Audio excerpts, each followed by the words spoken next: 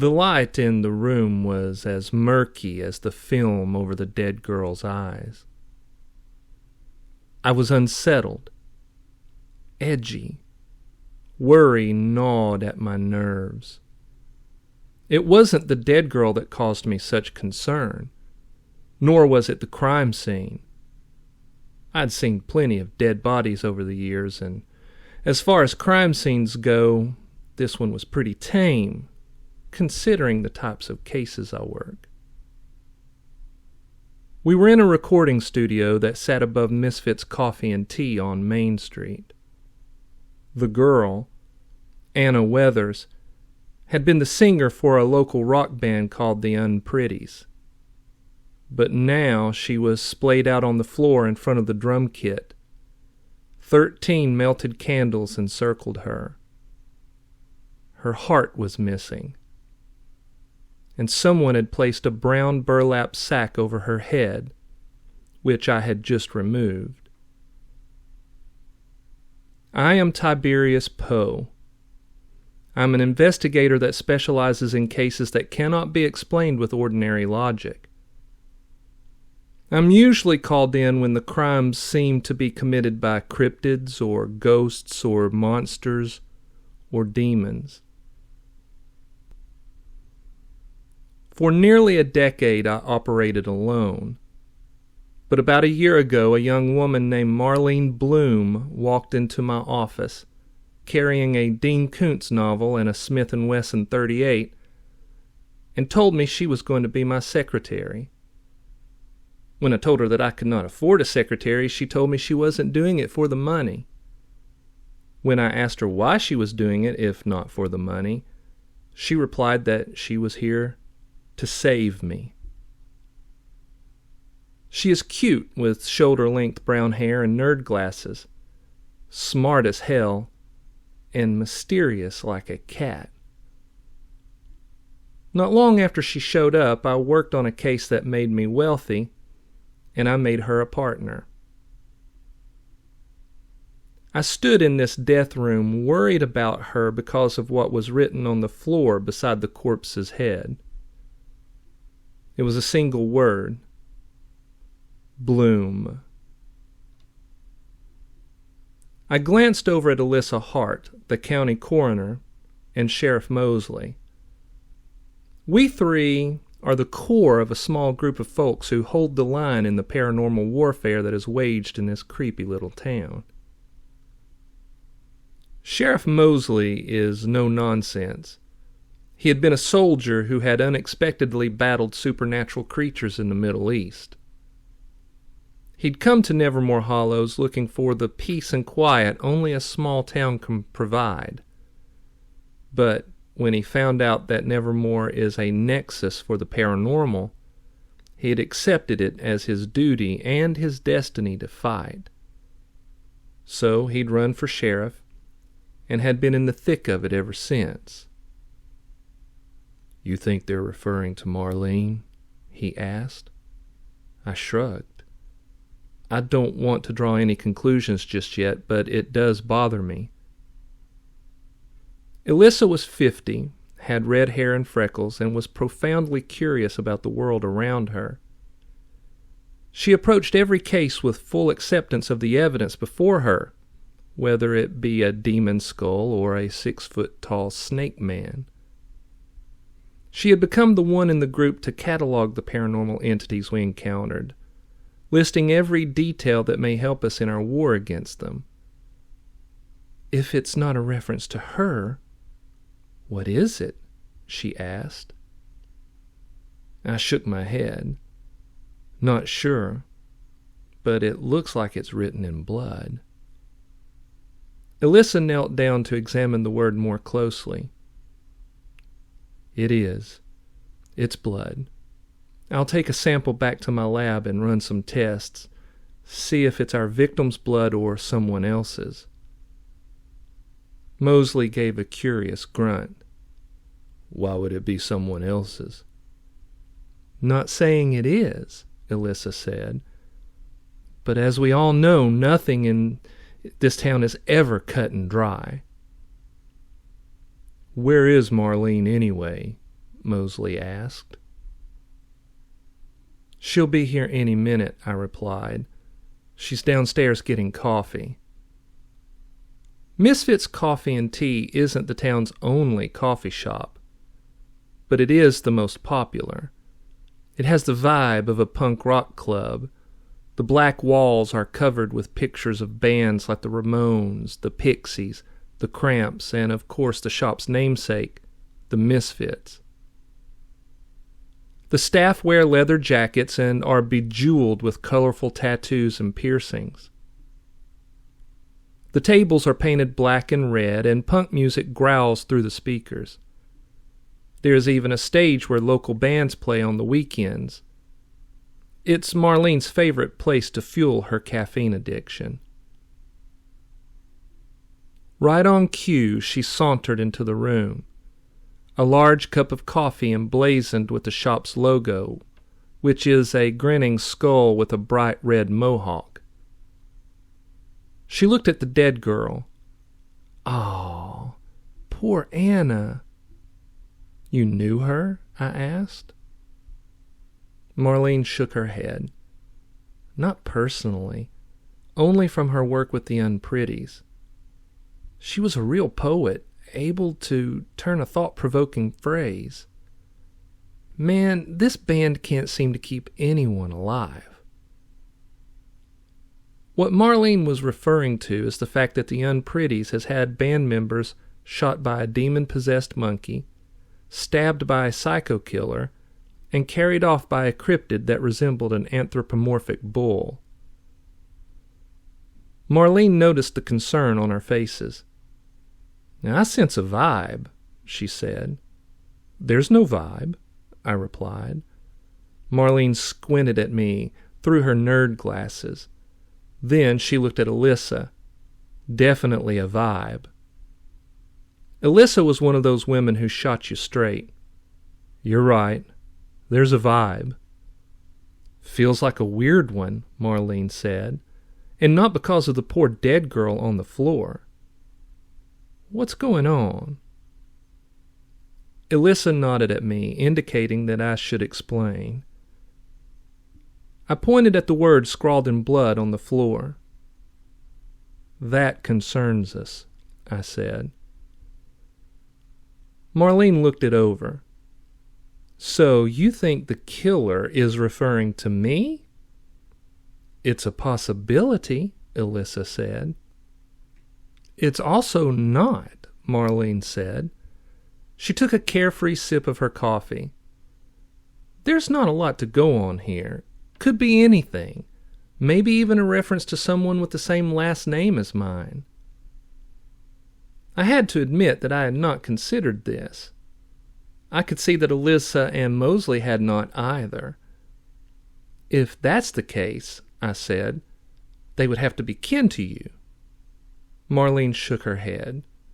"My parents don't live here, and my brother was killed 5 years ago." Her answer made me frown.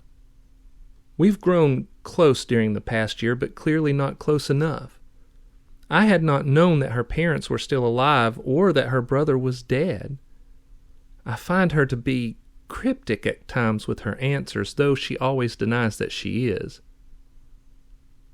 "You never told me about your family." Marlene glanced at me with that curious cat-like gleam in her eyes. "Tiberius, I've told you. I'm an open book. You only need to ask."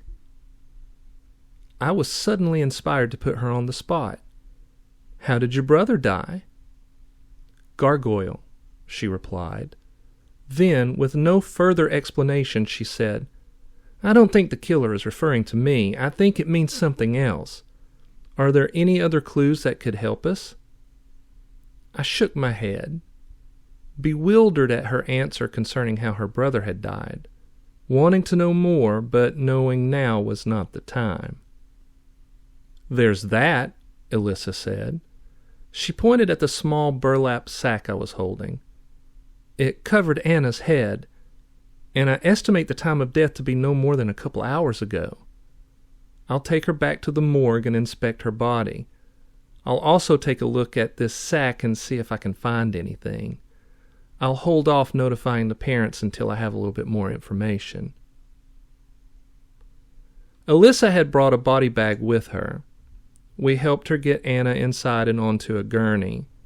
We rolled the body out and put it into the back of her powder blue and white 66 VW bus. Like most of the folks in our small group, Alyssa had her quirks. Using her bus instead of a black van to transport the dead was one we all found endearing. After Alyssa had left, I told Mosley that Marlene and I would take a deep dive into Anna's life to see if anything could shed some light on her murder. We agreed to keep each other and Alyssa in the loop and parted ways. It was a beautiful late summer afternoon, which did little to quell my worry. I checked the time. "It's almost 6, I said. "Want to grab some supper before we dig into the case? My treat?" "Sure," Marlene replied. "I could go for a slice of the house special." We walked across the street to Dante Inferno's pizzeria. After we got seated and put in our order, we began discussing the case.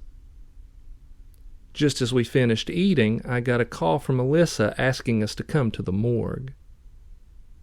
When we arrived, Alyssa let us in through the back and escorted us to the autopsy room. Anna's body lay on the steel autopsy table in the center of the room. Alyssa grabbed the overhead light and aimed it over the center of Anna's chest, highlighting the gaping wound. Not yet sure what was used to cut out the heart. However, when I probed the wound, I can see that there's something stuck inside. I didn't want to proceed without you two. I called Mosley, but had to leave a message.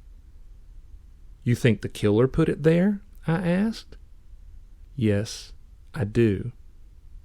"Oh, this just got interesting," Marlene said.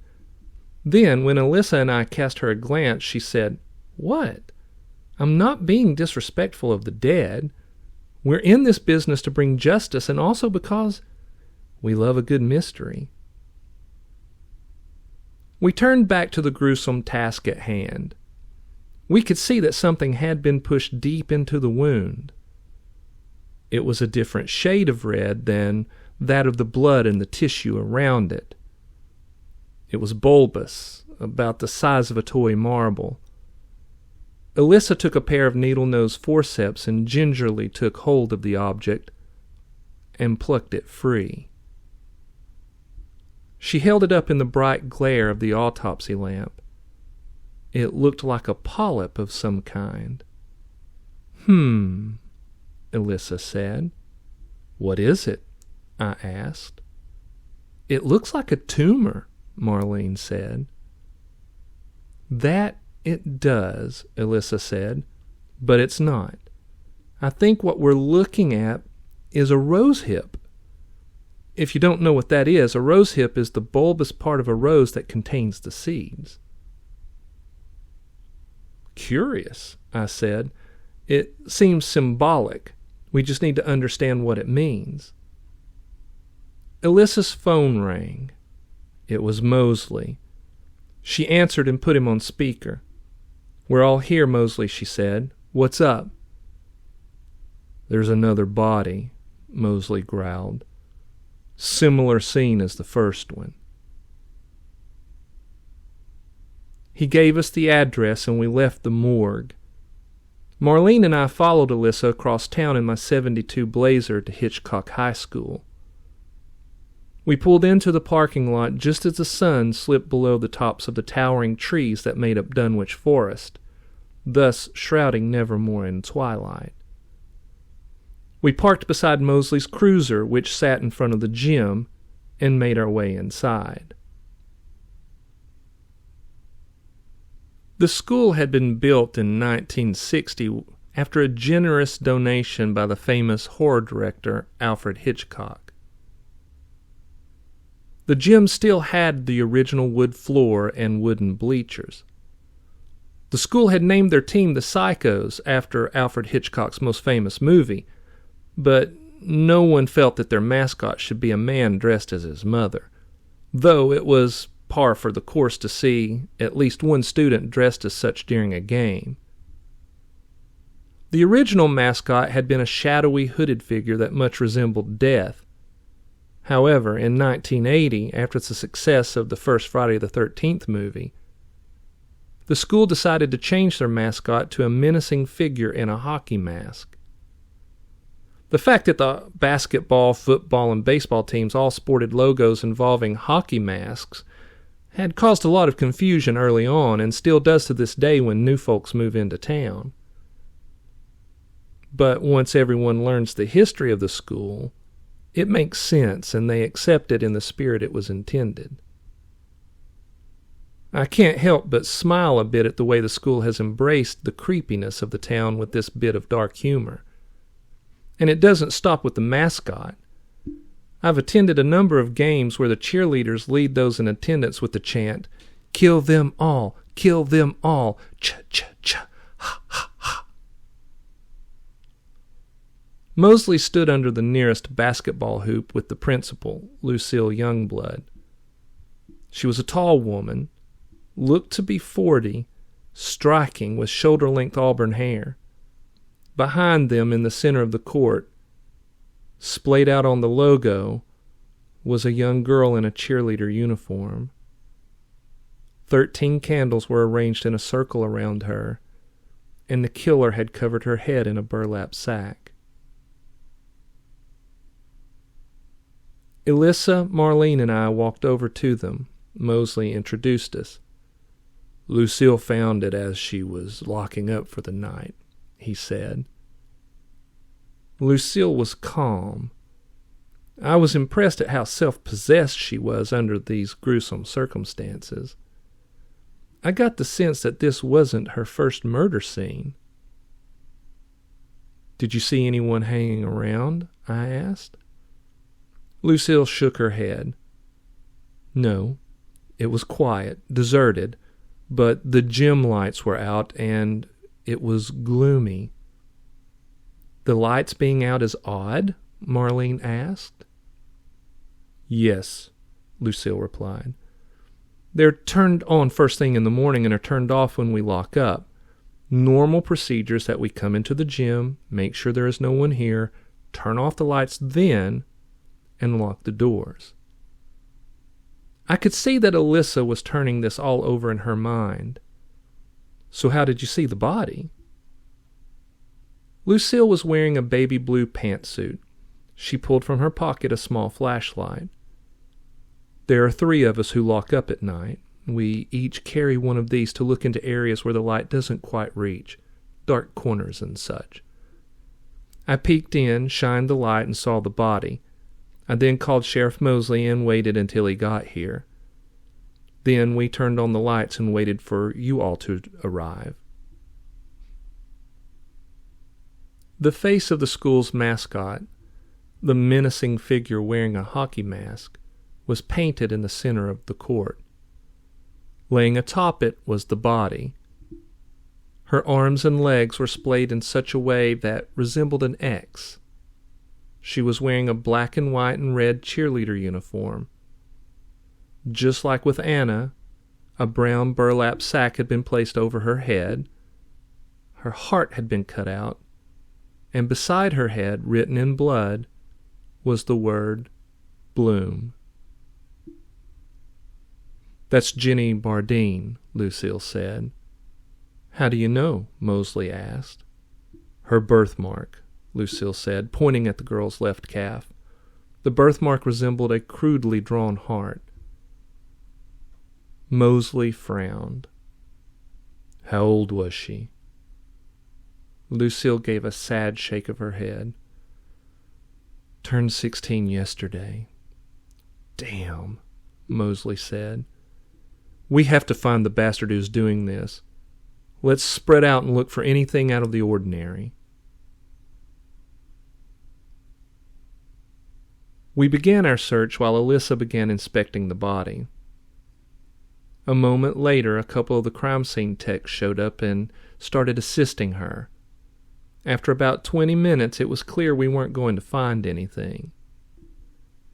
Elissa and her techs put Jenny in a body bag and onto a gurney. We followed them out and watched as they put her in Elissa's VW bus. Lucille told us she would help any way she could, then went back inside to finish locking up. Mosley, Marlene, and I followed Elissa back to the morgue where we helped her unload Jenny and get her onto the autopsy table. Elissa positioned the autopsy light over the wound in Jenny's chest. I could tell at the school that there's something in the wound, but I wanted to wait until we got here to retrieve it. "Another rose hip?" Marlene asked. "Let's find out," Elissa said. She took the same forceps she had used earlier with Anna's body and carefully prodded the gaping wound. She plucked the object from the wound and held it up for us to see. It was, in fact, another rose hip. "Okay, let's consider our clues," I said. "Whether or not this has anything to do with you, Marlene, the word bloom clearly means something to the killer, and the seeds tie into that." "That makes sense," Elissa said. "The seeds become a bloom. Whoever is doing this, flowers seem to be important to them." "One victim is a singer," Mosley said. "The other a high school cheerleader. Not sure how they fit together other than that they're both teenage girls, but surely there's a link between them." "I'll have the techs check for any forensic evidence from the candles in the burlap sacks," Elissa said. "Why do you think the killer covered the girls' faces?" I asked. Elissa shrugged. "My guess is the killer doesn't want to look at them when he kills them." "Well, I agree that's a strong possibility," I said, "but this also has a ritualistic feel. I have someone I want to consult with. Marlene and I will do that."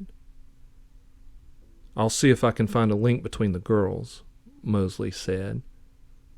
"And I'll stay here and finish processing the bodies and coordinating with my techs," Elissa said. "I'll let you know if I find anything else." We parted ways and began following the few clues that we had.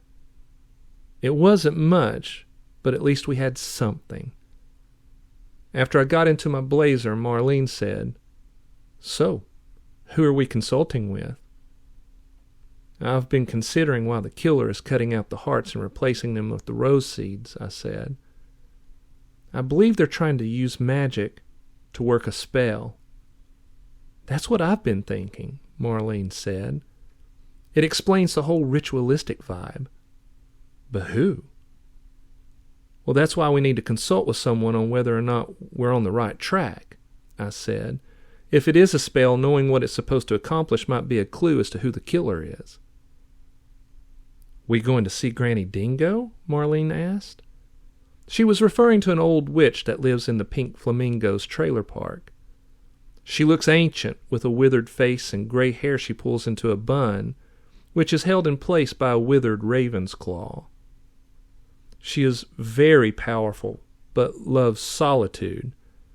She is rarely seen out, but when she is, she's wearing a pink velour tracksuit and is followed around by a near-feral dingo named Manson that she somehow sneaked into the country. She has helped me on a number of cases over the years, but her assistance always comes at a price, and I was not in the mood to rack up another debt. "I have someone else in mind," I said. I fired up the Blazer and headed 2 streets over to Phantom Lane. My office is located there. It sits above Lost Souls Tattoo and Piercing, and next to the tattoo parlor is our town psychic, a strange woman named Sister Gardenia. It was full-on dark when we parked in front of her shop. A violet and purple neon sign of an all-seeing eye hung above the door and lit up the sidewalk. The name of the establishment was hand-lettered on the large front window, Sister Gardenia's Psychic Readings. Under that was tarot, crystal ball, palm reading, auras, dream interpretation, and more. We stepped inside.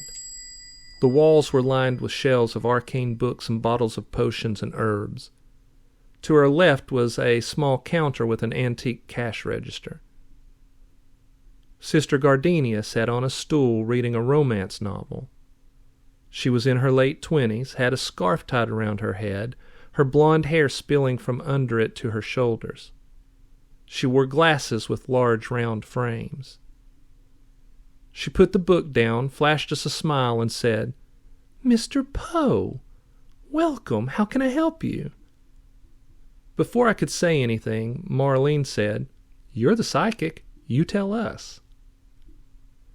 Sister Gardenia's smile faltered ever so slightly, but she recovered quickly. She fixed her eyes defiantly on Marlene. She stepped from behind the counter. "Okay, I'm game. Come closer, please." Marlene's eyes sparkled. I could tell she was enjoying the strangeness of this place. She stepped forward. "Now what?" Sister Gardenia fixed her eyes about 3 inches above Marlene's head. "Oh, your aura is a veritable rainbow of color. Yellow for confidence, blue for calmness, red for strength." She leaned in and sniffed the air around Marlene. "Oh, and it has such a vibrant odor." Most people think Sister Gardenia is flighty and a fraud, but I wasn't so sure. I knew she had spent a good bit of time over the past year with Granny Dingo, so if that is the case, she had at least a little bit of occult knowledge that might help. "The odor of my aura telling you anything about what we need?" Marlene asked. Sister Gardenia pulled back, glanced at me, and flashed a knowing smile. "By savoring both your auras, I can tell that you two are choosing to ignore an important truth." "And what would that be?" Marlene asked, playing along, having fun. "Well, that you two have a chemistry that you should embrace," Sister Gardenia said. I flinched. I'm not sure why, but I was taken aback. Marlene gave an enigmatic giggle. Before Marlene could say anything, I said, we're working a case where we think someone is using a spell, and we're hoping you can confirm and tell us what they hope to accomplish." "I'd be glad to assist any way I can," Sister Gardenia said. Without sharing the victims' names, I told her about the missing hearts, the rose hips, the burlap sacks. When I was done, she took a minute to consider.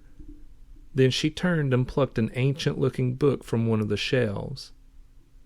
She flipped through 50 or so pages, then said, "Here it is. This is a spell used against your enemies to make them your friends." "By cutting out their hearts?" Marlene said. Sister Gardenia shrugged.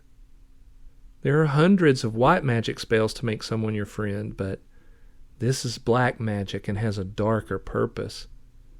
Cut out the heart and hide it, put a rose hip in its place, and the friends you create with this spell will make you the center of their world.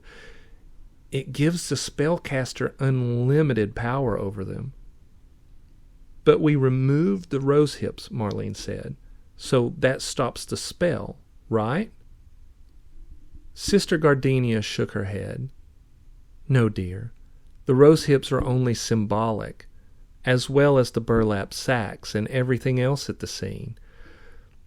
The real magic is in the incantation as you cut out the heart." "So how does it work?" Marlene asked. Sister Gardenia turned her attention back to the book. "When you remove the heart from the chest, you must recite the following.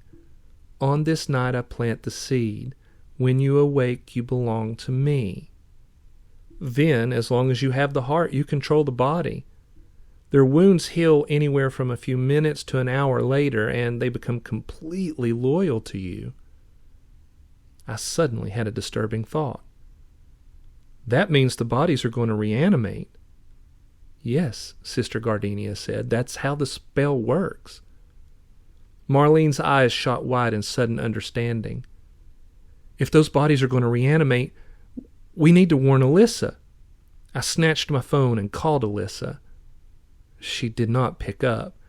I knew in my gut that something bad had happened. Thank you, I said to Sister Gardenia, and shot out the door. Marlene was right on my heels. We drove across town to the morgue. We parked in the back lot.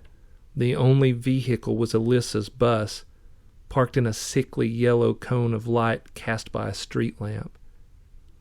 Tiberius, look, Marlene said. I had already seen it.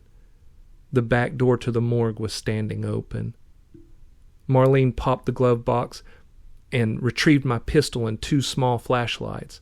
She snatched a shotgun from the back floorboard. We got out and quickly made our way to the open door, which led to the main hallway. The autopsy room was on our right, Alyssa's office to the left. There were 2 doors that opened onto labs and another at the far end of the hallway that opened into the foyer and front desk. The morgue was gloomy. The only light came from the exit sign that bled crimson onto the scene.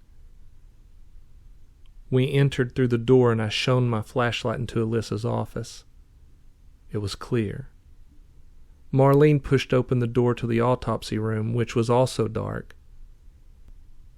When she shone her light inside, we could see Alyssa lying on the floor, a halo of blood around her head. I flicked the switch on the wall and the room lit up. The autopsy room hadn't changed much since it was built in the 1940s. Pale green tiles covered the floors and about a third of the way up the walls. The autopsy table sat in the center of the room. Set into one of the walls were a bank of 6 cadaver coolers, each with their own steel door. One of the doors was standing open, the sliding gurney pulled out. The cooler was empty. We knelt beside Alyssa. My heart hammered. I was about to check for a pulse, but she groaned. Her eyes fluttered open. She was disoriented. She tried to sit up. Marlene put a hand on her to keep her down. Stay still, honey. You're still bleeding. Let me see where it's coming from. Okay, here it is. It's just a small cut on the back of your head. I stood and snatched some paper towels from the small sink in the corner. I handed them to Marlene, who used them to staunch the blood. I'm okay, Alyssa said. Marlene and I helped her sit up. They're gone. Tell us what happened, I said. We helped her stand as she explained. I hadn't started either autopsy. In fact, Anna was still on the slab. I had just put Jenny in one of the coolers and went to get a cup of coffee because it was going to be a long night. When I came back, Anna was standing at the coolers helping Jenny out. They were acting strangely, like they were in a trance. I tried to stop them, but they were unnaturally strong. Jenny pushed me and I must have hit my head on the floor when I fell. How long ago was that? I asked. Alyssa glanced at the clock on the wall. 30 minutes ago? I wonder where they went, Marlene asked. My phone rang. It was Mosley. I answered and listened to what he had to say. When he was finished, I said, Got it. We'll meet you there. When I hung up, Alyssa asked, He's got a lead? More than that, I said, headed toward the door. He knows who the killer is. Who? Marlene asked. Martina Dominguez, I said. She's a freshman at Hitchcock High. Where are we going? Alyssa asked. To Eldritch Park, I said. Mosley thinks Martina has kidnapped another girl. Okay, give me a second, Alyssa said. My head stopped bleeding, but I need something to hide the blood. She snatched a ball cap from a locker in the corner and put it on. "This is going to have to do." We hustled out of the morgue and piled into my Blazer. As we headed toward Eldridge Park, which was located in the center of town, I explained to them what Mosley had told me. "Martina is very introverted, awkward, unable to make friends," I said. "She tried out as a singer for Anna's band, but she couldn't sing very well and didn't make it.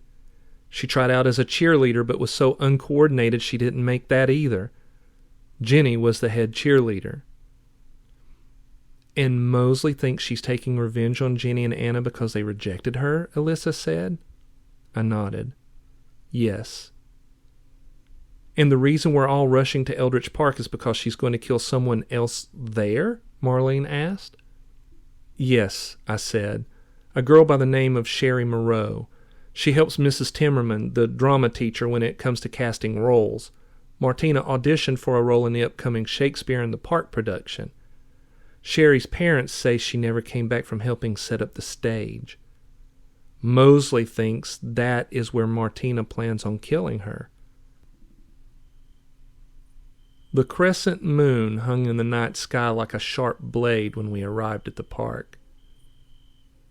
The fence was made of black, sharp-tipped iron bars.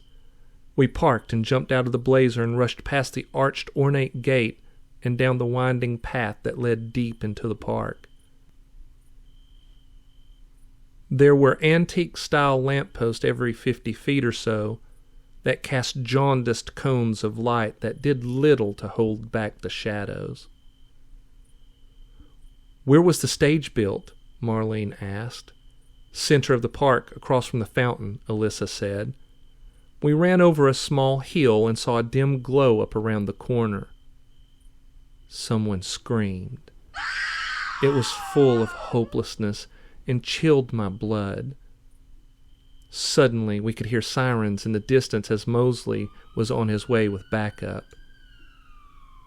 We ran around the curve and found ourselves in a small clearing that served as the exact center of the park. There were 4 black iron benches surrounding a black stone water fountain that resembled some sort of squid-like creature with a bulbous head and too many eyes. Its tentacles curved out toward the benches as if in the act of snatching whomever should be so unwise as to take a seat.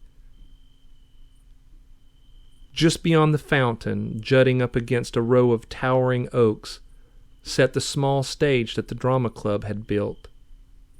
The thick arms of the oaks writhed out over the stage. Spanish moss hung down like strips of dark flesh. Sherry was splayed out on the center of the stage, 13 candles placed around her in a circle, their flames writhing as if in wicked ecstasy. She had a burlap sack over her head. She was wearing jeans and a Nirvana t-shirt. Anna held her arms while Jenny held her feet. Martina knelt over her, chanting, "On this night I plant the seed. When you awake, you belong to me." She held up a gleaming, sharp knife in her right hand and Sherry's dripping heart in her left. We were too late to save the poor girl. We stood there in shock at the scene. When Martina saw us, she jerked in surprise. Then she handed the knife to Anna, snatched a rosehip that was lying on the floor beside her, and dropped it into the gaping hole in Sherry's chest. One final time she chanted, "On this night I plant the seed. When you awake, you belong to me." Then she jumped up, grabbed the knife, and ran off the side of the stage.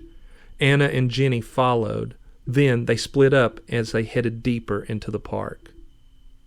Alyssa, Marlene, and I sprang into action. I ran after Martina. Marlene chased Anna. Alyssa chased Jenny.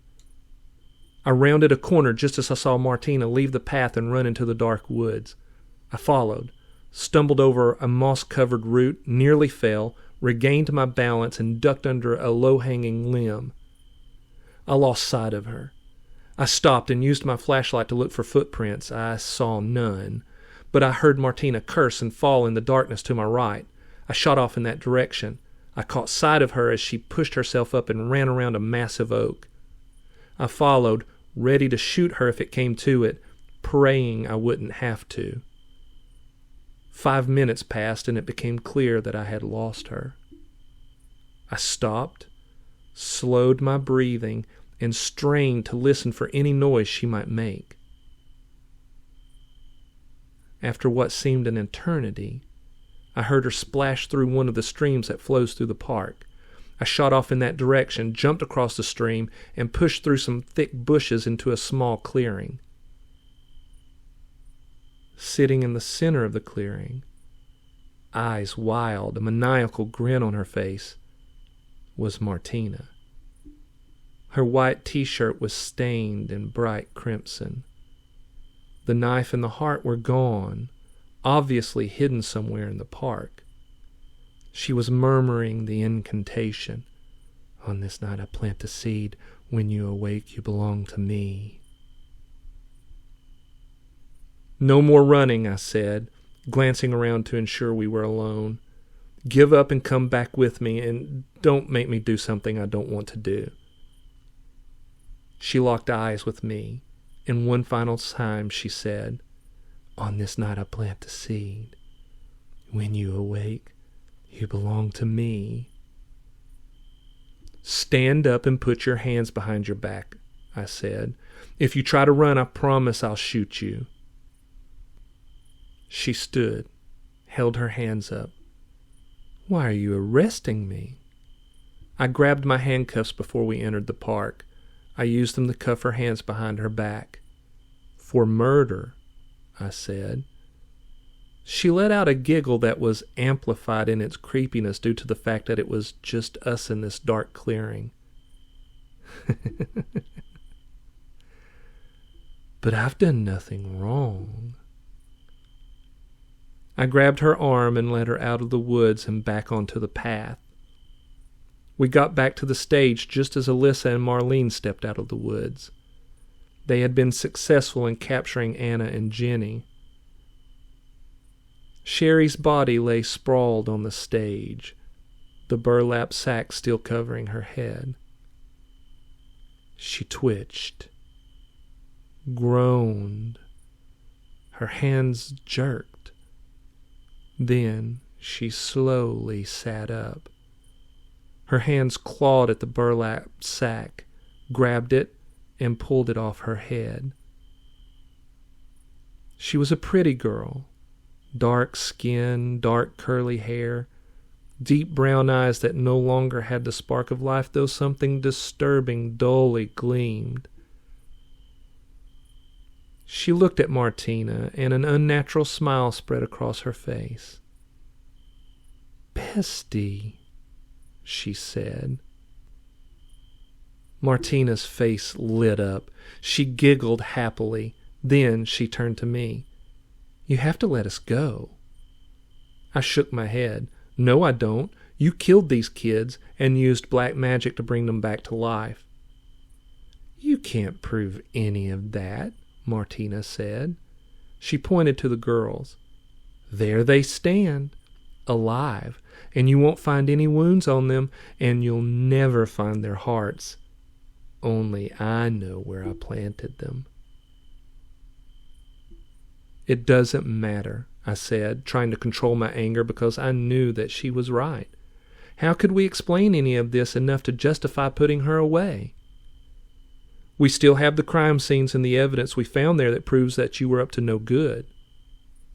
"The four of us will just say it was all staged as a prank," Martina said. "And these girls won't ever turn me in because now we're besties." Sheriff Mosley strode around the corner. He glanced at Jenny and Anna but showed no sign of disbelief. He had seen too much strangeness in this town over the years. He walked up to Anna, looked deep into her dull eyes. "You okay?"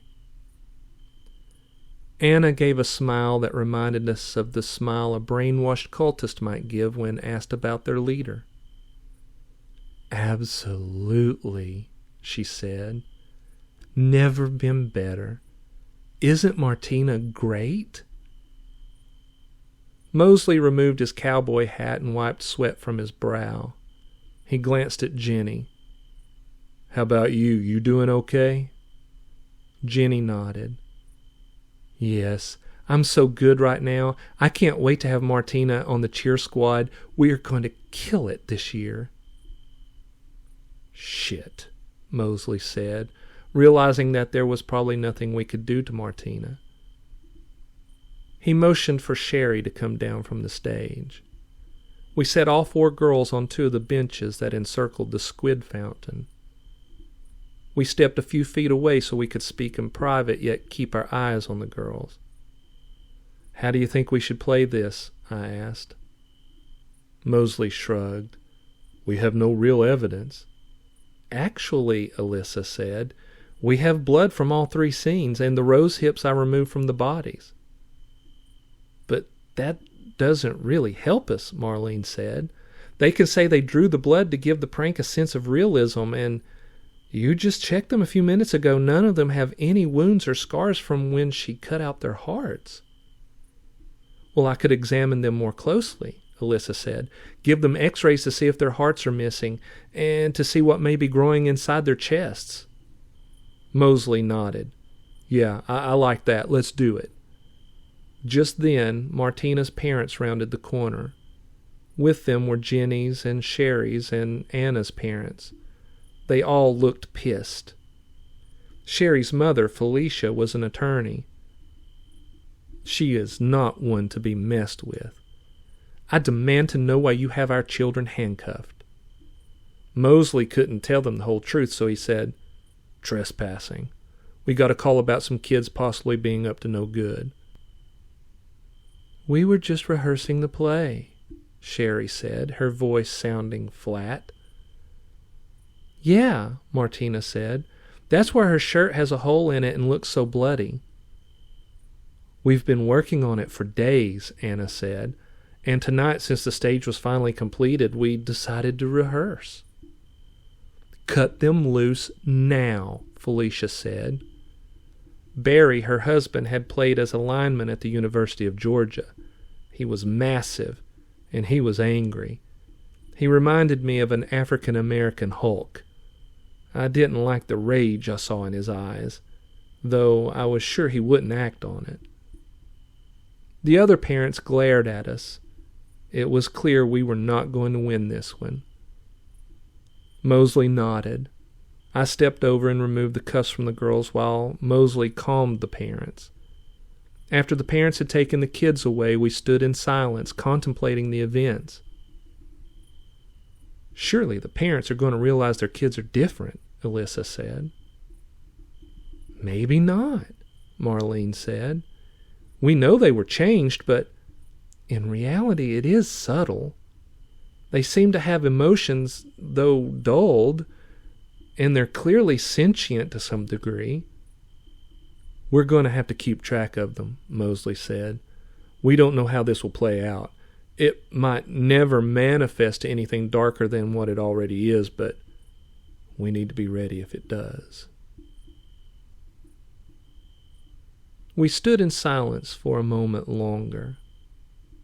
Then Marlene said, "Well, there's only one thing we can do after a twisted case like this." "And what is that?" Alyssa said. "Waffles," Marlene replied. "The girl ain't wrong," Alyssa said.